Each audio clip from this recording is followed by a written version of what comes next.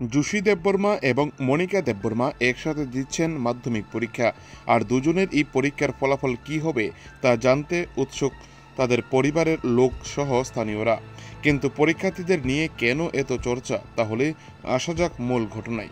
Juicy Debbarma এবং মনিকা দেববর্মা দুজনেই সম্পর্কে মা এবং মেয়ে। তারা দুজনেই এই বছর একসাথে একই হলে বসেছেন মাধ্যমিক পরীক্ষায়। ঊনকোটি জেলার ফটিকরাই দ্বাদশ শ্রেণী বিদ্যালয়ের পরীক্ষা কেন্দ্রের একই হলেই পরীক্ষায় বসেছেন ফটিকরাই বিধানসভার জগদন্তী দ্বাদশ শ্রেণী স্কুলের ছাত্রী মা মনিকা দেববর্মা এবং মেয়ে জুসি দেববর্মা। মা মনিকা দেববর্মা জানিয়েছেন, বিভিন্ন কারণে আগে পরীক্ষায় উত্তীর্ণ হতে পারেননি তিনি। এতে এক বিন্দু কমেনি তার লেখাপড়ার প্রতি একাগ্রতা।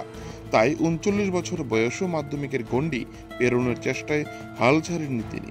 বিয়ের পর একেবারে মেয়ের সাথে দিচ্ছেন পরীক্ষা। তিনি জানান, কাজের চাপে বেশি পড়াশোনা করতে পারেন না তিনি, তাই মেয়ের কাছ থেকে ক্লাস নেন মা। এতে একটা আলাদা আনন্দ মেয়ে বলেই জানিয়েছেন মা মনিকা দেববর্মা।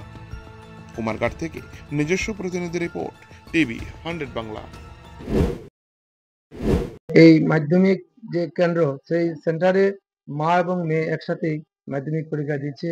কারণ মার যে এত চেষ্টা মাধ্যমিক পাশ করার জন্য, এটা শুনে অত্যন্ত আনন্দিত এবং খুবই ভালো লাগছে। মেয়েও যথেষ্ট ভালো পড়াশোনাতে, মেয়েও রেগুলার পরীক্ষা দিচ্ছে মাধ্যমিক, এবং মা মাধ্যমিক এক্সটার্নাল পরীক্ষা দিচ্ছে। দেখা যাক, আমি আশা রাখছি তাদের দুজনের এই পরীক্ষা ভালো হবে। না, এরকম আর কোনোদিন শুনিনি, এই প্রথম।